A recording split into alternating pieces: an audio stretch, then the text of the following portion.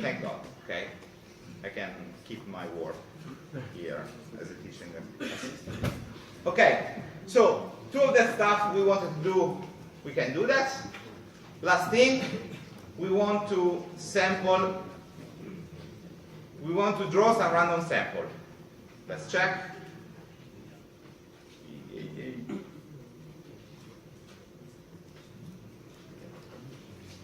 Oh, there is a function which is called random. Could it be? I think we should check if it is exactly what we expected. So instead of, this is just sampling a single random number from a Gaussian. It seems to make sense. We have positive, negative number. Let's try to sample 100 of them. And let's say, let's plot an histogram in order to understand if they are belly shaped. So, in order to do an histogram, in MATLAB we have command which is called hist, which is simple. It seems like that, okay? It seems that this is pretty good approximation of a Gaussian. Aren't we convinced yet? Let's try to sample more points.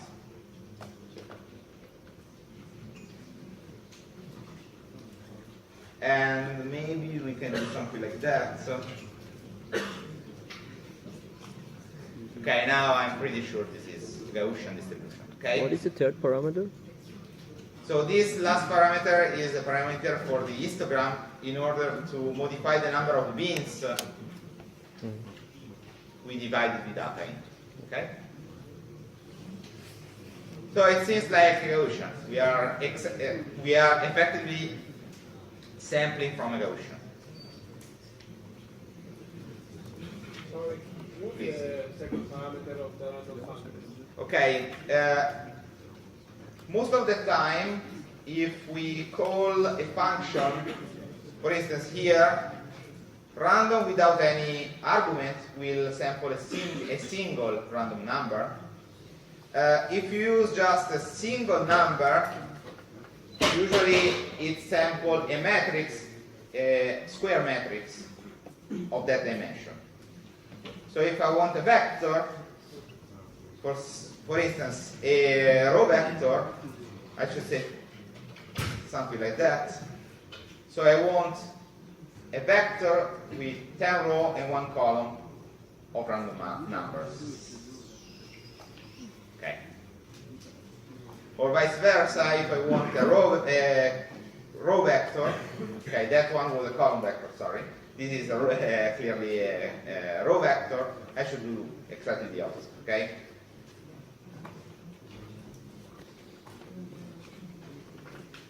Again, I suggest you to read the paper I prepared for you, okay, about MATLAB. Okay.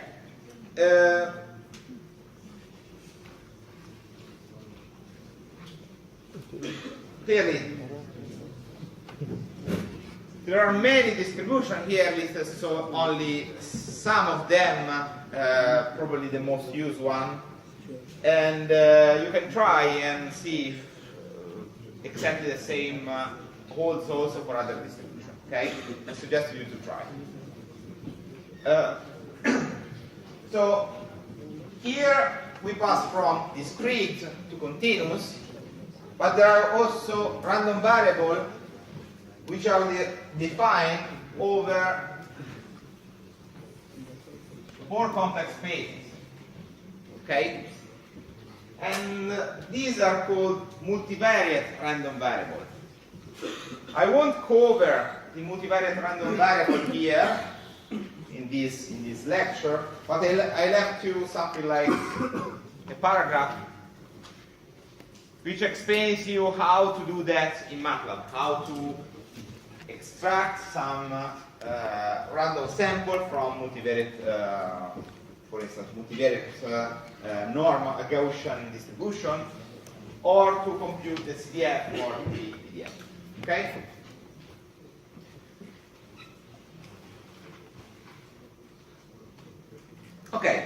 So from what I told you,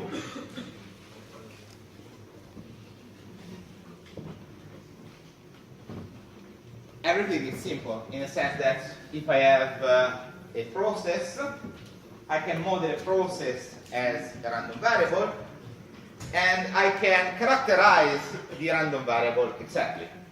I can tell the distribution, I can tell the expected value, I can tell how spread is this process. Okay, but that's only for process I know. Usually, I do not know the probability distribution. Most of the time, I only know the shape of the random variable. For instance, when I'm measuring something, I have a guess that this will be a Gaussian-shaped process, but I really do not know how much its expected value will be or its variance will be. Okay? So I should change my perspective and try to understand from sample the parameter of my distribution. For instance, if I have a measure, I'm able to provide, so let's say that the two stuff which are important about the random variable, and I won't explain why these are important, you will see it during the course. Let's say that the two stuff which are really important are the expected value of my random variable and the variance. Okay? I need some way to approximate these two values. And the only stuff I have is, okay, I don't know exactly my random variable, but I have a lot of samples coming from my random variable.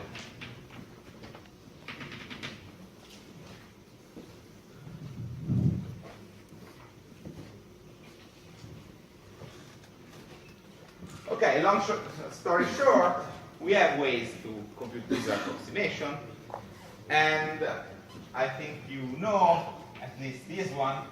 How is it called?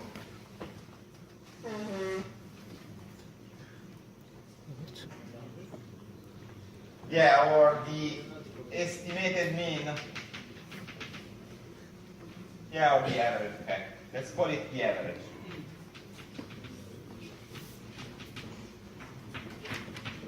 And it's nothing else but the summation of all the sample I have divided by the number of samples I got. And we have something which is similar also for the variance.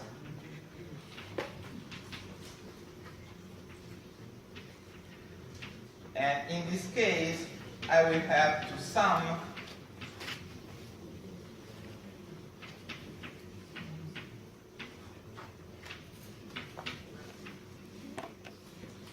all the deviation from the average. Okay. So again, it has almost the same shape as the theoretical one.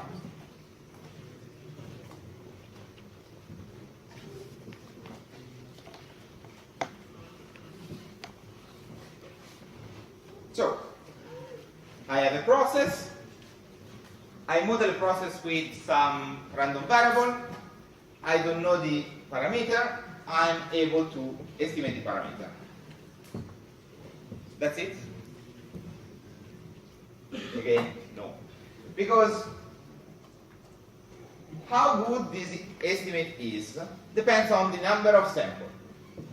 If I have a lot of samples, it might be that this value is really, really similar to the real one. If I have only few samples, probably these two stuff might be really far one from each other. Okay? So I need a way to estimate how much I'm sure about that value. And I do that by bounding the uncertainty I have about those estimators. Okay? How can I do that? Okay, let's assume that I have absolutely no idea about what kind of random variable I have. I can rely on a theorem called the central limit theorem, or the limit central theorem, or central something.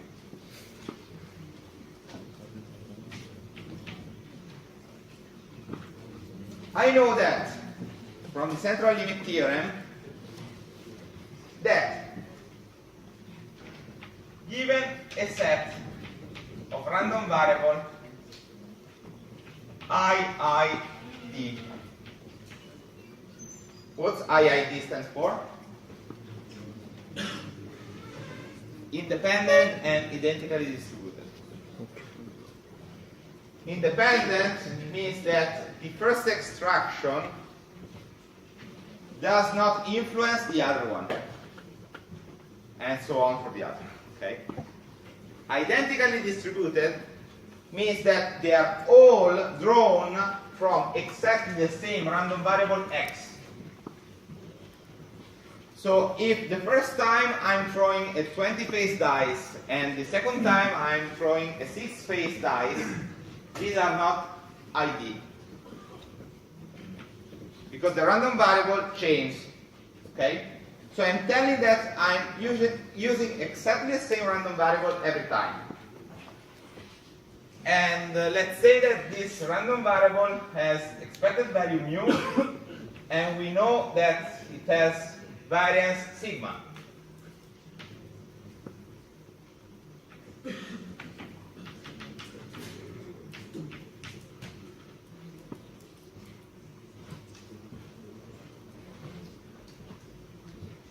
The central limit theorem tells us that the average, the estimator for the expected value, divided by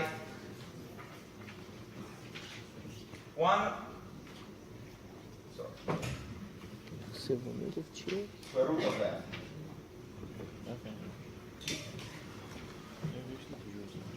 Is distributed as a Gaussian with 0 mean and sigma square variance. Okay, if it was like that, this is a perfect world where this stuff is distributed as a Gaussian. The problem is that this holds only if the number of samples goes to infinity. Okay? And for those who cares, this is a convergence in probability. So, if we have enough sample, this theorem is just telling us that if we have enough sample, the expected value and its estimator, the estimator for the expected value is distributed as a Gaussian.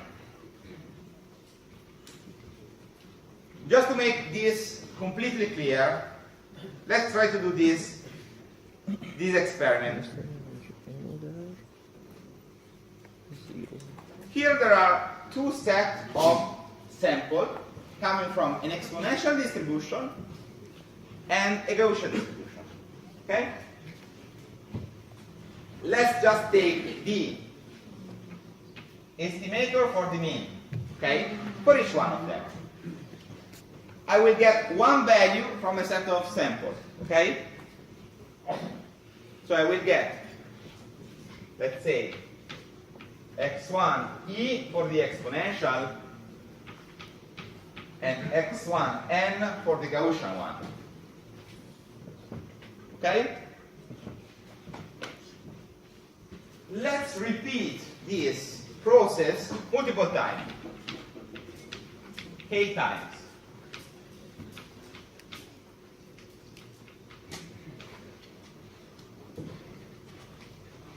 And let's try to understand What's the distribution of this stuff?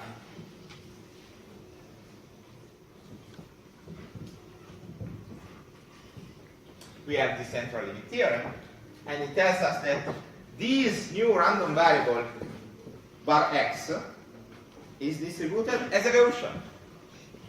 So I just tried to do that thing. I generated here two different datasets. One for the exponential and one for the Gaussian. And then I repeated the operation. Each time I computed the estimator for the expected value for the first one and for the second one. And then I plot the histogram in order to understand if these data were distributed as a Gaussian.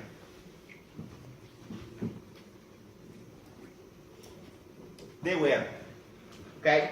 The first graph is for the estimator for the expected value for the exponential, while the second one is for the Gaussian one.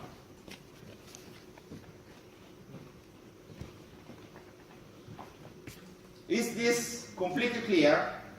So, a random variable might have any kind of shape. It might be a Gaussian, it might be a binomial, it might be a dice, it might be anything. But the estimator for the expected value, if you have enough sample, will be distributed always as a Gaussian. So it's only the estimator of the expected value, not the random variable. The random variable will behave as a random variable, okay? If it's a dice, it will behave as a dice. But the average we get from a dice will behave as a Gaussian. The estimator of the average will behave as a Gaussian. Okay? Perfect. Now, what can we do with this stuff? Well,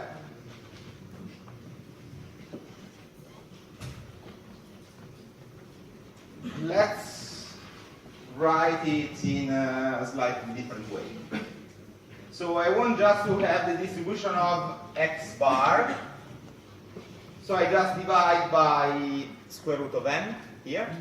And so this becomes a Gaussian with 0 mean and sequence square divided by n variance.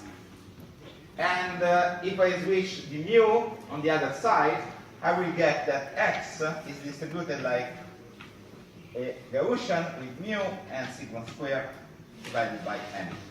Okay?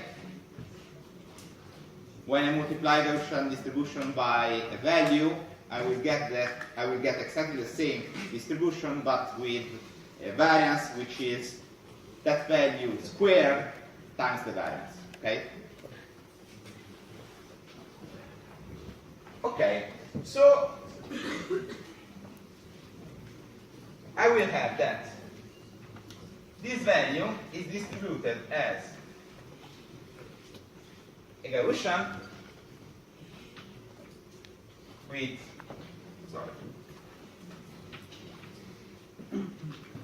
mu mean and some variance which depends on this value. I would like to understand if I can build some interval where the expected value is likely to be. I can do something like that. I can say, okay, I could cut my distribution and tell, okay, I want that this area, sum up, will be some factor alpha. So I will have a really small probability that something will go wrong.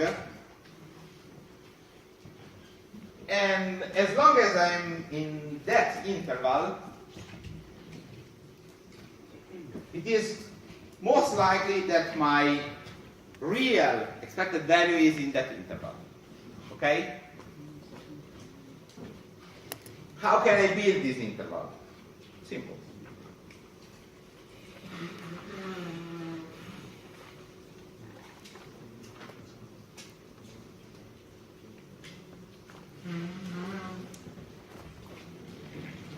I want to do something like that. I want that the probability of x minus mu less or equal than something is exactly equal to alpha. Let's also divide by the standard deviation.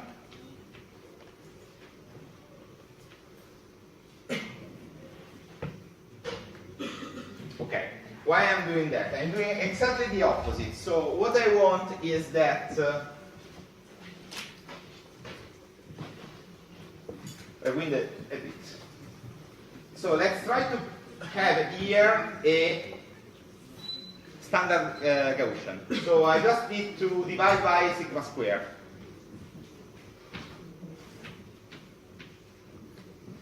Again, not sigma squared, because when I multiply a Gaussian by sigma, I will get a Gaussian with a variance which is equal to sigma squared. Okay. So I have that this stuff is distributed as a Gaussian, a standard Gaussian. And now I want that the probability that that stuff is smaller than something, the probability that that stuff is greater than something is exactly equal to alpha. Believe me or not, this is exactly the definition of quantile. While here I'm using something like that, a quantile divided by 2, because this formulation is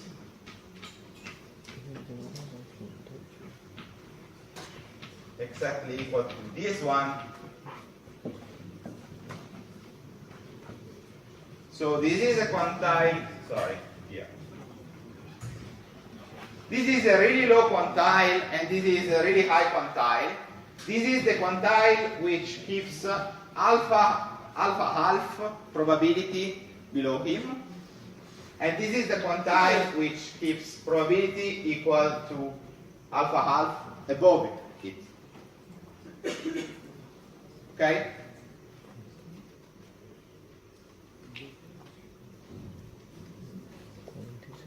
So for this stuff, I can say that mu, okay, so I found that these 2 points, which are the points I want to use in order to say, okay, if this happens, the probability that mu is really far from x bar is small enough. How much small? Alpha. Okay? Excuse me, could you say what do you mean by quantile? What about? What do you mean by quantile? Oh yeah, okay. Sorry, I don't remember. I thought you had the... Okay. These are the standard quantile. A quantile Z of alpha is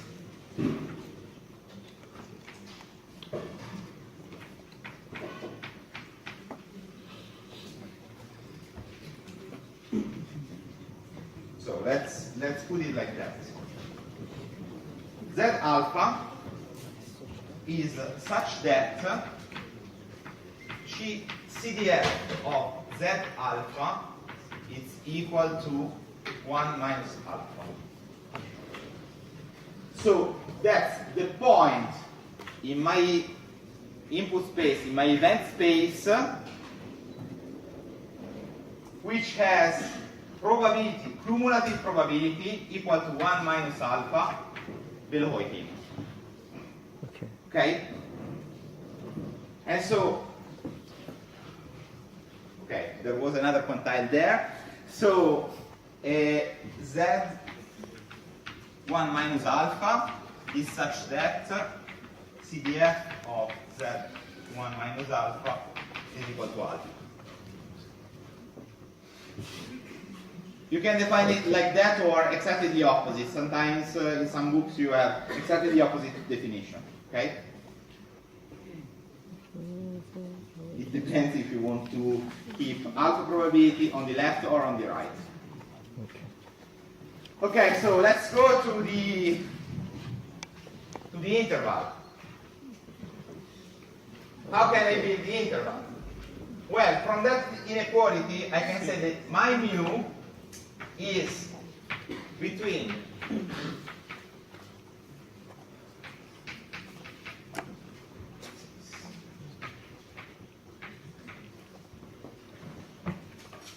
the estimated expected value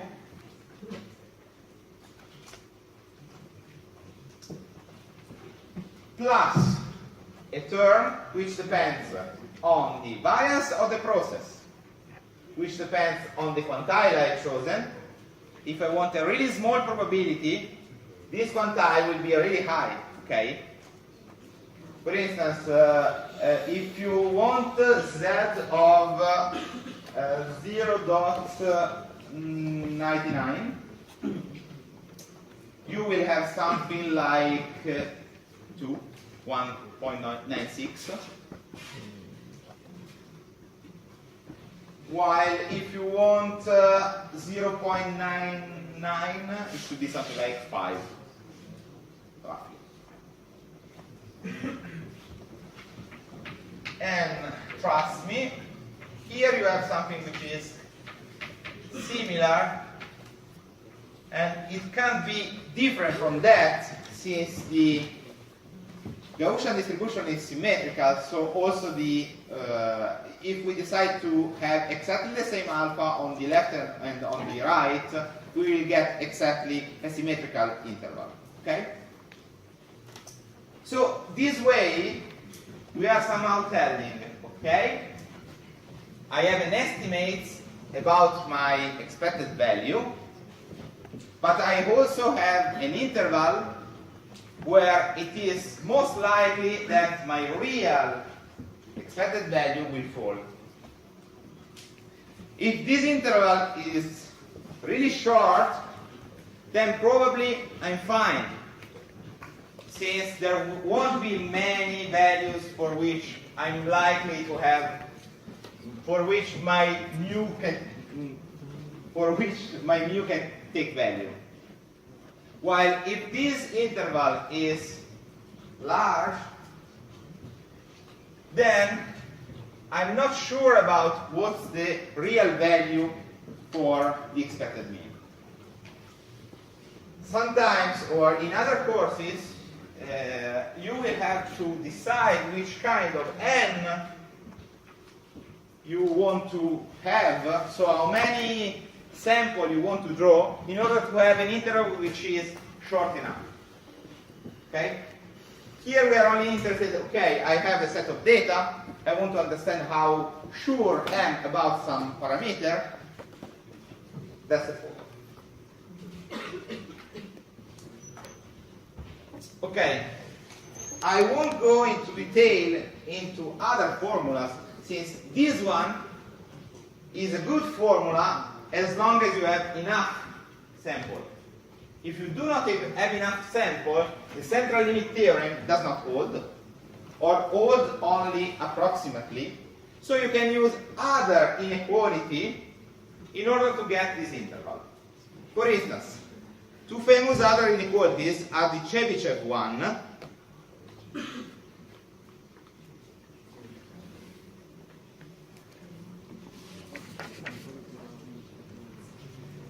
this one, okay?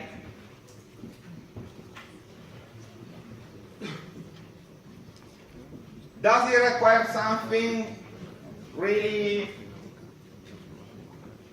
Does require some assumption? Yeah, it requires the assumption that the expected value and the variance are less than infinity, so they are limited.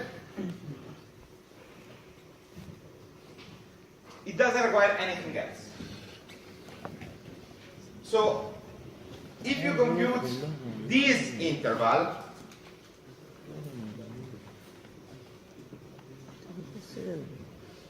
this interval holds for any n. Okay? So it's not an approximation. That's true. And since it's true, usually it's larger than this one, because it has less assumption, so it can be more precise than this one. Let's say that now you have some random variable and you have a further assumption. You know that these random variables are somehow limited or bounded. So let's say that your random variables are between A and B. Then you can use another inequality, as famous as well, which is called the Chernoff-Höfting bound. In this case, all the random variables should have support in AB. For instance, if you have a measure, a length measure, you cannot tell that. If I measure in this table, I cannot tell that this table is between 0 and 2 meters. I'm not sure. Most likely it will be, but I'm not sure. While if you have a random variable which is a success and failure, its model a success and a failure, its event space will be only 0 and 1. So that's bounded support. So you can use the Höfting one.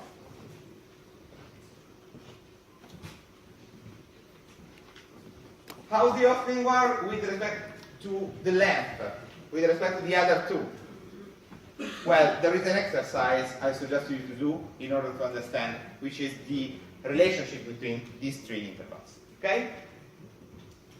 So, depending on the assumption you have on your random variable, you can build confidence interval in order to understand how much you are uncertain about the value you estimated. Okay?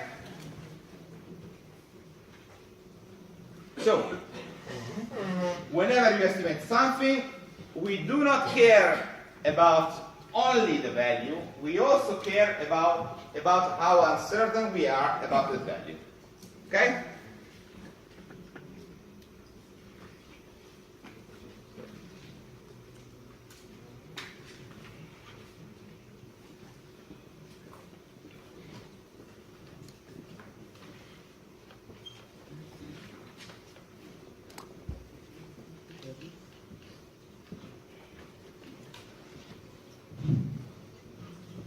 Okay.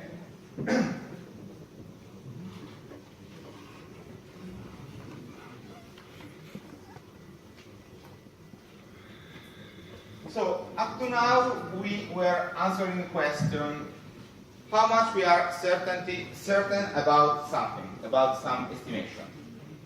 Another question we could have is it true that my estimate is similar to some value? For instance, I'm assuming that this table is 3 meters long. Then I perform some measurement. 2.9, 3.1, 3.5, and so on and so forth. How can I be sure that I was guessing right or wrong? So, the question I have in mind is it true that my x is equal to mu 3 meters, or it is that it is not?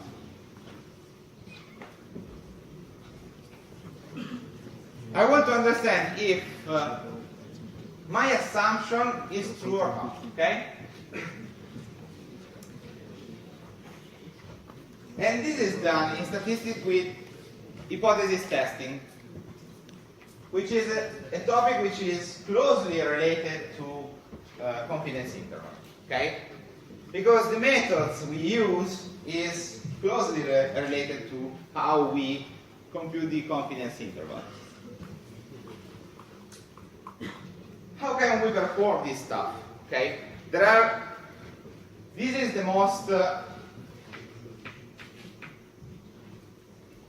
the most simple case, but I can ask other questions like, I have two estimators, are those the estimators equal or not? Or can I assume that the value I have is greater than some value or smaller than some value?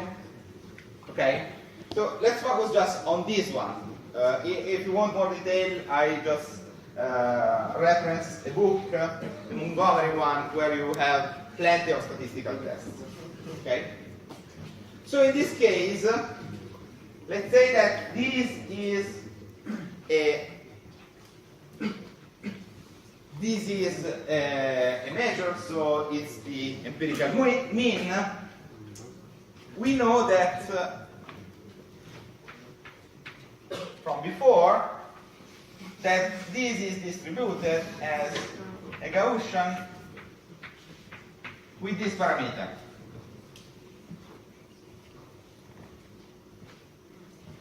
So again, we can compute something like that.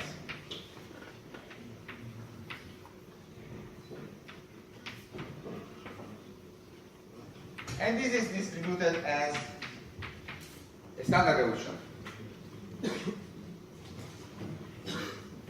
Okay? If this holds, then this implies this one. Okay? I have a Gaussian distribution, I just shift the Gaussian distribution, I just reshape it a bit with respect to the variance, and I get a standard distribution. Now, this value, t, which is called test statistic, is likely to be near to 0. In that sense, if t is distributed as a Gaussian distribution, its PDF will be something like that.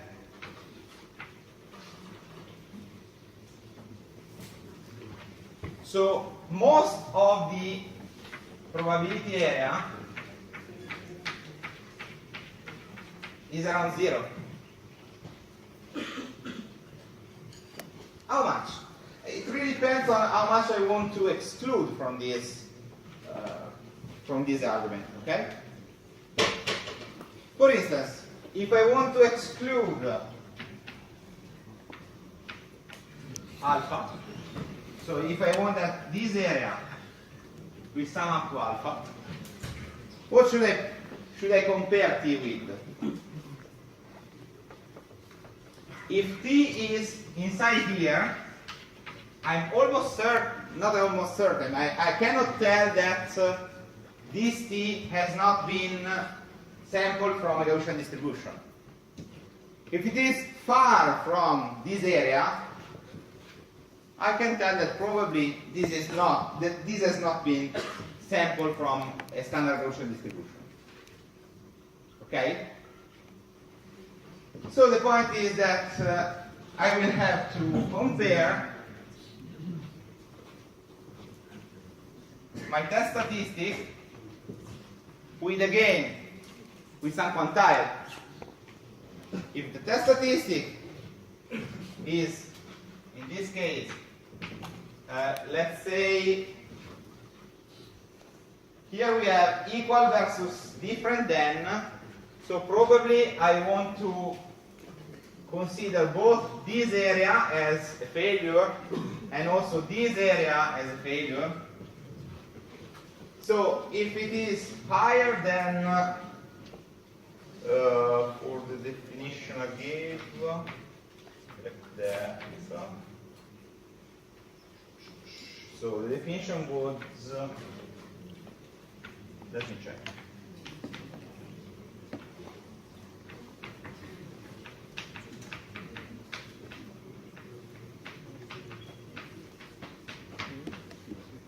Okay, so this should be this, or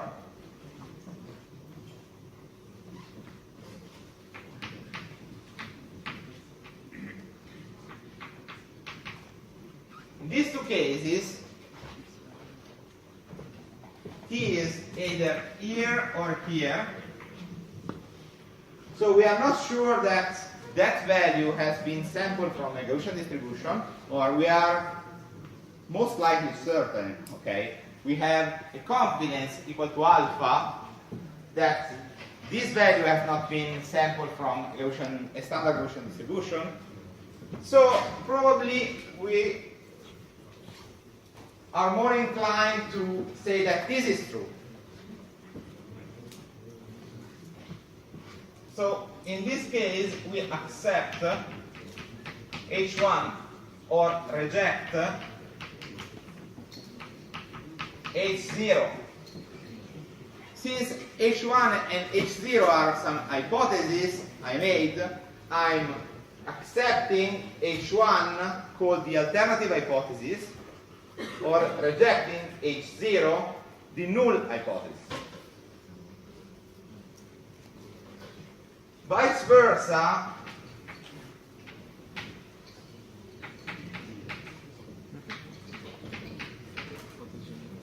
if we are in between,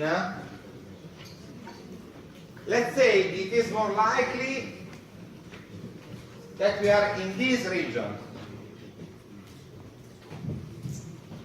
Well, yeah, it is more likely, but it might be that if we get many more data, that we would reject that hypothesis, okay? So in this case, we say that we do not reject H0. We do not have enough evidence to reject H0, because with many other data, it might have been that we would have rejected H0. In general, in statistics, it is quite simple to tell that two stuff are significantly different. But to tell that two stuff are equal one to each other, it's really hard, okay? And hypothesis testing is one of the examples. Now,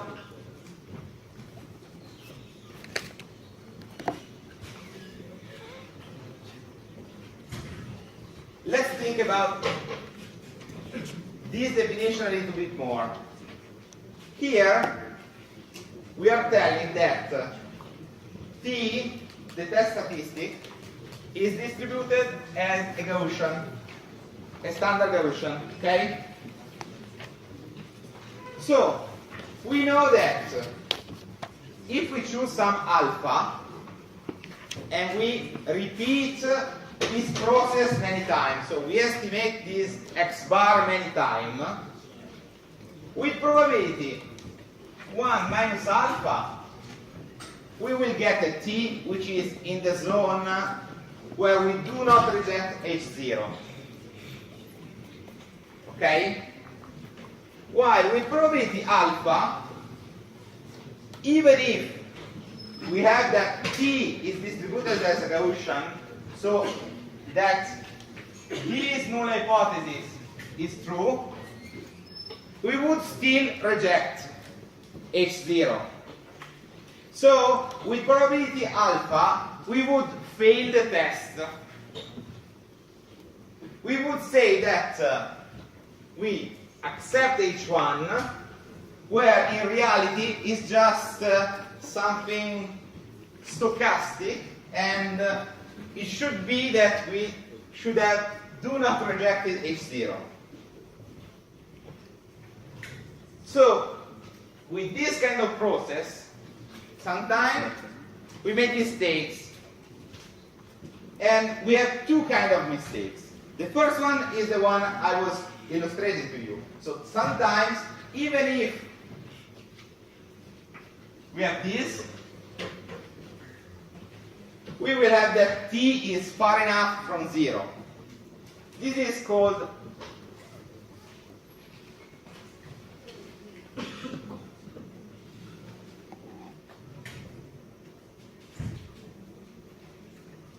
type 1 error.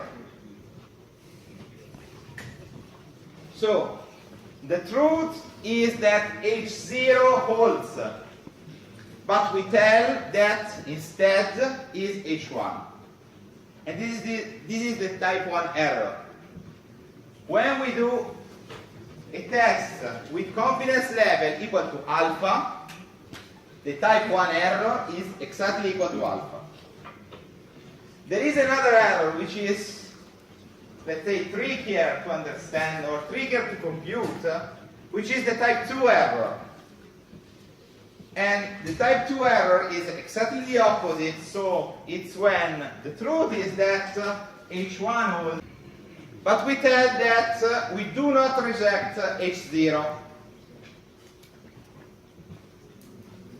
This is called second type error, and usually is addressed with beta. The computation of this second error is really tricky, okay? So while for the first type error, usually you set it, for the second type error, usually you need some other assumption on the distribution of the alternative hypothesis.